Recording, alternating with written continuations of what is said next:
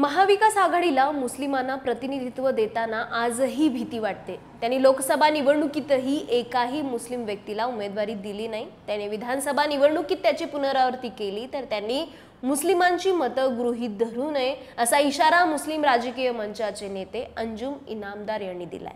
त्यांच्यासोबतच मुस्लिम समाजातील इतरही नेत्यांनी मिळून ही भूमिका घेतलेली आहे। याचं कारण म्हणजे लोकसभेला मुस्लिमांचं एक गठ्ठा मतदान हे महाविकास आघाडीला झालेलं आणि म्हणून आता याच आकडेवारीच्या आधारे मुस्लिम समाजातील इच्छुकांनी शक्ती प्रदर्शन सुरू केलंय। राज्यातील 288 पैकी 38 विधानसभा मतदारसंघांमध्ये मुस्लिम समाजाची ताकद मोठी आहे आणि याची आकडेवारी दिली आहे। शिवाय या विधानसभेच्या जागांवर काँग्रेसच्या अल्पसंख्याक आघाडीने दावा केलाय। यानुसार महाविकास आघाडी त्या 38 मतदारसंघात मुस्लिम चेहरा देणार का असा प्रश्न आता विचारला जाऊ लागलाय।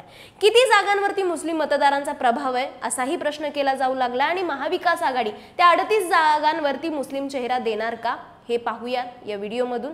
अल्पसंख्याक आघाडीचे अध्यक्ष हाजी इब्राहिम शेख यांनी महाविकास आघाडीला पाठवलेल्या प्रस्तावात आकडेवारीचा अहवाल दिलाय। त्यांनी मुंबईतील 9 विधानसभा मतदारसंघांसह राज्यातील एकूण 38 विधानसभा मतदारसंघांमधील मुस्लिम मतांची आकडेवारी गोळा केली आणि संभाव्य जागा वाटपात 38 जागा ज्या पक्षाला जातील त्यांच्या कोट्यामधनं मुस्लिम उमेदवाराला स्थान दिलं जावं अशी त्यांची मागणी आहे। इतकंच नाही तर जर आम्हाला सोलापूरमध्ये तिकीट नाही दिलं तर आम्ही भाजपकडे पण जाऊ, पण आम्ही नाना पटोले यांना कळवलेलं आहे। आमची भूमिका हीच आहे, काँग्रेस पक्ष मुस्लिमांच्या मतांचा वापर करतो, तिकीट मात्र देत नाही। जर भाजपने आम्हाला राजकीय संधी दिली तर भाजप सुद्धा आम्हाला वर्जित नाही असा इशारा त्यांनी दिलाय। त्यामुळे लोकसभेला मुस्लिम समाजाची मतं खेचणाऱ्या महाविकास आघाडीवरती आता विधानसभेच्या तोंडावर मुस्लिम समाजाचा दबाव वाढलाय। महाविकास आघाडीच्या नेत्यांची यावरती काय भूमिका आहे? तर अल्पसंख्याक आघाडीने दिलेली मुस्लिम मतदारांची आकडेवारी आणि त्या आकडेवारीची पडताळणी महाविकास आघाडीने सुरू केलेली आहे। दिलेल्या आकडेवारीनुसार मतदारसंघांमध्ये खरोखरच कोणत्या समाजाचं प्राबल्य आहे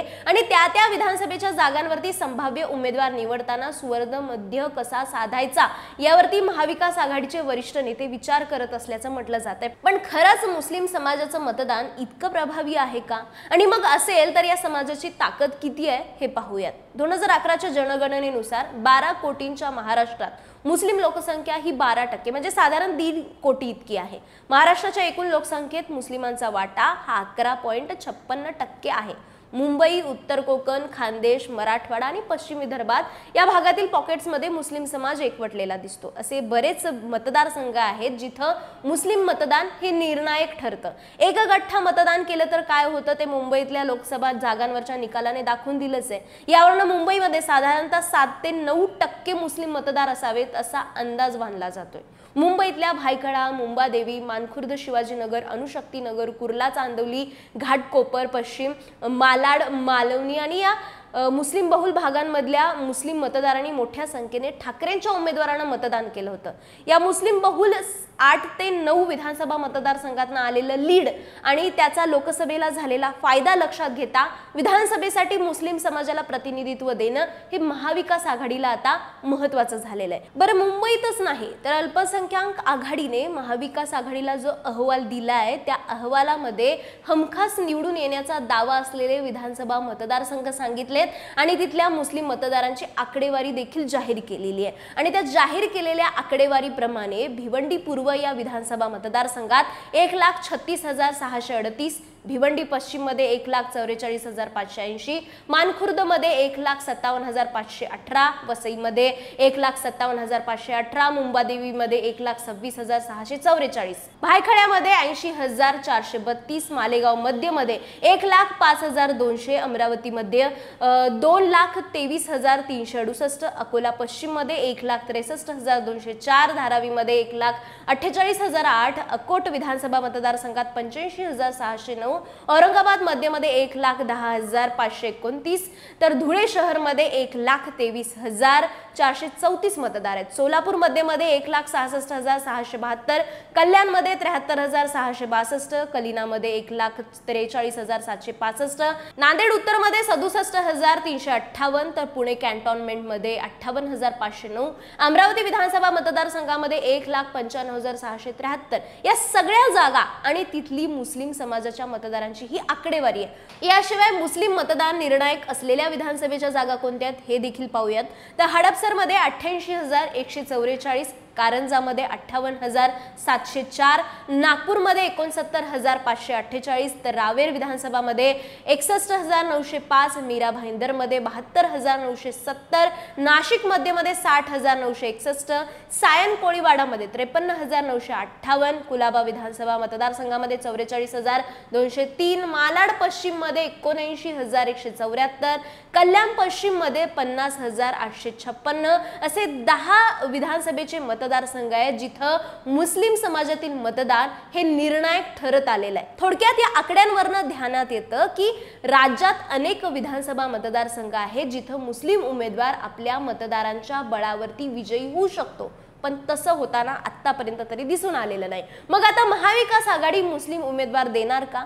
या लोकसभा निवडणुकीमध्ये मुंबईत तसंच संपूर्ण राज्यात काही प्रमाणात मुस्लिम मतदान हे ठाकरेंना झालं होतं आणि त्यामागे ठाकरेंची बदलती भूमिका तर होतीच, पण सर्वात मोठा फॅक्टर होता तो मुस्लिम समाजाचा भाजप विरोध। त्याचा फायदा ठाकरेंच्या शिवसेनेला झाला होता।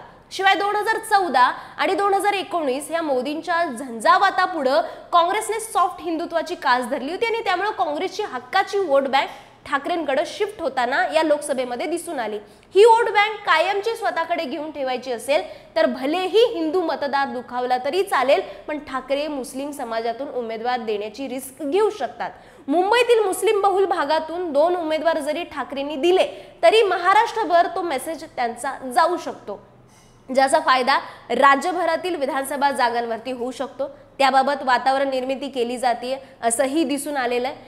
अलीकडेच जिंकण्याची क्षमता असणाऱ्या मुस्लिम उमेदवाराला संधी देण्याचं विधान ठाकरेंच्या शिवसेनेचे नेते अंबादास दानवे यांनी केलं होतं। शिवाय काँग्रेसलाही मुस्लिम चेहरा द्यावा लागणार आहे, कारण मुस्लिम समाज ही काँग्रेसची पारंपरिक वोट बँक समजली जाते। या समाजाचा कलही काँग्रेसच्या बाजूने आतापर्यंत तरी दिसून आलेला आहे। आतापर्यंतच्या लोकसभा निवडणुकीमध्ये काँग्रेस पक्षानं मुस्लिम समाजातील एका तरी उमेदवाराला संधी दिली होती, पण अलीकडेच पार पडलेल्या लोकसभा निवडणुकीमध्ये पहिल्यांदाच काँग्रेसने एकही मुस्लिम उमेदवार दिला नव्हता आणि त्याबाबत उघड नाराजी देखील समोर आली होती। त्यामुळे स्वतःला सेक्युलर मानणाऱ्या काँग्रेस पक्षाला आणि शरद पवारांच्या राष्ट्रवादीला देखील मुस्लिम चेहऱ्यांना संधी द्यावीच लागेल, नाही तर हे पक्ष आपल्या हक्काची वोट बँक गमावून बसू शकतात। मुस्लिम समाज मागे लागूनही महाविकास आघाडी पावलं उचलत नाही, पण तिकडे मुस्लिम समाजाचं मतदान लक्षात घेऊन, त्याचं महत्त्व लक्षात घेऊन अजित पवारांनी हालचाली देखील सुरू केल्यात। अजित पवार मुंबईतील वांद्रे, मुंबादेवी, अणुशक्तीनगर आणि शिवाजीनगर, कळवा मुंब्रा आणि इतर बीड शहर, मालेगाव, धुळे आणि जळगाव या मतदारसंघांमध्ये मुस्लिम उमेदवार देण्याच्या तयारीत आहेत असं म्हटलं जात आहे। विशेष म्हणजे लोकसभा निवडणुकीला ज्या मुस्लिम बहुल विधानसभा मतदारसंघातनं मुंबईमध्ये ठाकरेंच्या उमेदवारांना मुस्लिम मतं मिळाली होती, त्याच जागांवरती अजित पवार आपले मुस्लिम उमेदवार देणार आहेत असंही सांगितलं जात आहे। म्हणजे लोकसभा निवडणुकीमध्ये ठाकरेंकडे वळालेली मुस्लिम मतं ही विधानसभा निवडणुकीला महायुतीकडे वळवण्याचा मोठा प्लॅन अजित पवार आणि पर्यायाने महायुतीचा दिसून येतोय। त्यामुळे महाविकास आघाडीला मुस्लिम समाजातील किमान चेहरे हे विधानसभेच्या लढतीत उतरावेच लागतील, नाहीतर मुस्लिम मतं पाहिजे आहेत पण उमेदवार नको असा कायमस्वरूपी आरोप महाविकास आघाडीच्या घटक पक्षांवरती होऊ शकतो। तुम्हाला काय वाटतं? मुस्लिमांना उमेदवारी देताना राजकीय पक्षांना एवढा विचार का करावा लागतोय? महाराष्ट्रात मुस्लिम समाजाचं प्रतिनिधित्व कमी होत चाललंय का आणि त्याला कोणता पक्ष जबाबदार ठरतोय? कमेंट करून सांगा आणि लगावती YouTube चॅनलला सबस्क्राइब करायला विसरू नका।